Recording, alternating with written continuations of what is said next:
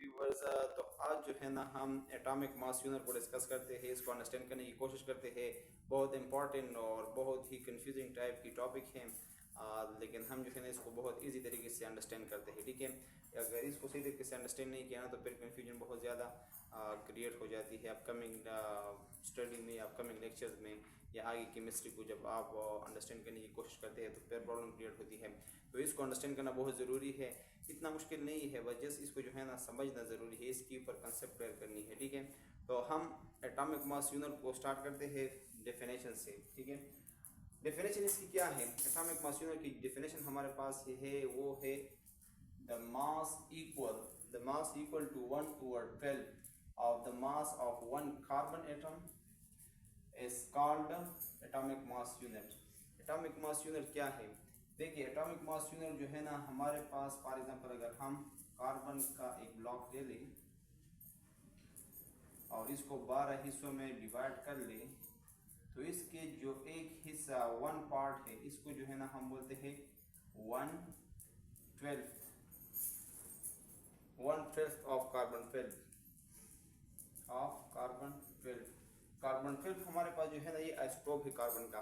Carbon की 3 isotope है, carbon 12, carbon 13, carbon 14। ठीक है, लेकिन इसको जो है ना वो स्टैंडर्ड के तौर पे सेलेक्ट किया गया है, क्योंकि ये तो नेचर में इसकी जो नेचर एबंडेंस है वो बहुत ज़्यादा है, स्टेबल आइसोटोप है, इसी वजह से जो है ना इसको सेलेक्ट किया गया है।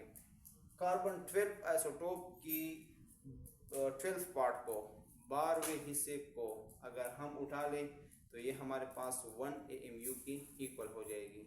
मतलब ये है कि 1 AMU हमारे पास क्या है, ये कार्बन 12 एटम की को जब 12 टुकड़ों में हम डिवाइड कर ले, उसके एक हिस्से को उसके 12 पार्ट का जो मास होगा उसको हम बोलेंगे 1 एटॉमिक मास यूनिट। बहुत ही ईजी है। देखिए, इसकी रिप्रेजेंटेशन जो है ना, हम इसकी जो शॉर्ट फॉर्म है वो AMU है। हम AMU से एटॉमिक मास यूनिट को क्या करते हैं, रिप्रेजेंट करते हैं।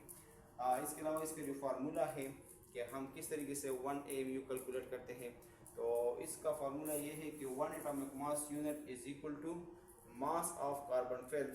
कार्बन 12 का जो है एटम है उसका मास लेंगे और उसको 12 पे डिवाइड करेंगे।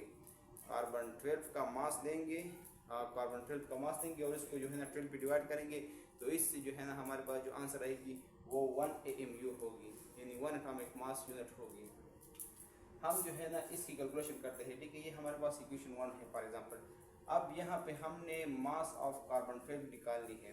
ठीक है, हम इस तरह करते हैं कि मास ऑफ कार्बन 12 को लिखते हैं कि ये किस चीज़ की इक्वल है। ये तो हमें पता है कि ये 12 ग्राम पर मोल, मतलब ये है कि 1 मोल कार्बन 12 के एटम का जो मास वो है हमारे पास है 12 ग्राम। 1 मोल ऑफ कार्बन 12 यानी 1 मोल कार्बन 12 का 1 मोल जो है ना वो हमारे पास किस चीज़ की इक्वल है, वो 12 ग्राम की इक्वल है। ठीक है, ये हमारे पास 12 ग्राम की इक्वल है। और 1 मोल किस चीज़ की इक्वल है, ये हमारे पास एवोगैड्रो नंबर की इक्वल है। 1 mole is equal to Avogadro number, और इसकी जो न्यूमेरिकल वैल्यू है वो 6.023 10⁻23 एटम्स, यानी 1 मोल में, 1 मोल कार्बन एटम में हमारे पास 1 मोल कार्बन में हमारे पास इतने एटम्स होते हैं। एवोगैड्रो नंबर्स ऑफ एटम जो है ना इसमें मौजूद है, किस चीज़ में, 1 कार्बन 12 में। 1 मोल ऑफ कार्बन 12 में हमारे पास इतने एटम्स पाए जाते हैं। मतलब ये है कि नंबर ऑफ एवोगैड्रो एटम इसमें मौजूद है।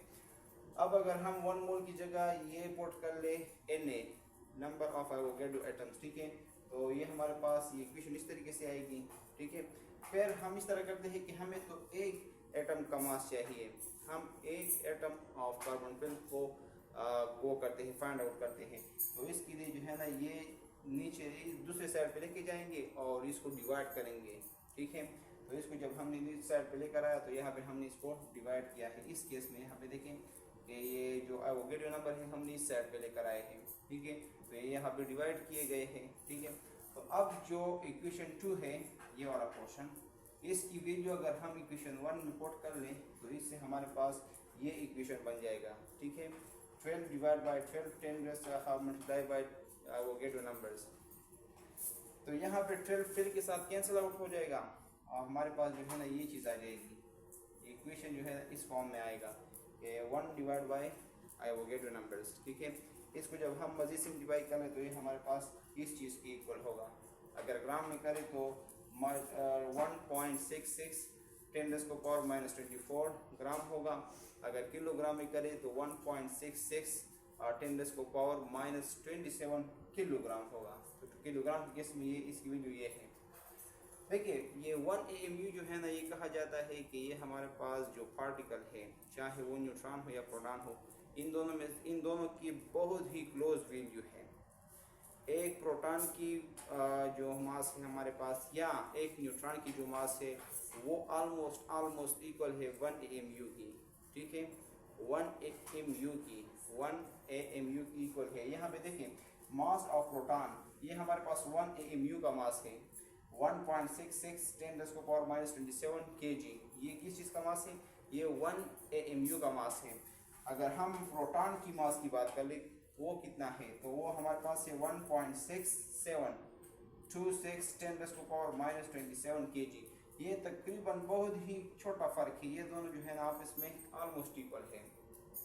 बहुत छोटा फ़र्क है तो हम इसको नेगलेक्ट कर सकते हैं। बाकी जो है ना ये हमारे पास इक्वल है, बस थोड़ा सा फ़र्क है इसमें।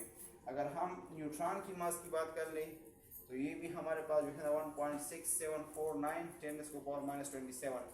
तो ये न्यूट्रॉन और प्रोटॉन की जो मास है वो आपस में भी बहुत क्लोज है और इन दोनों की जो मास है ये 1 AMU की जो मास है उसके भी बहुत ज़्यादा क्लोज है, ठीक है।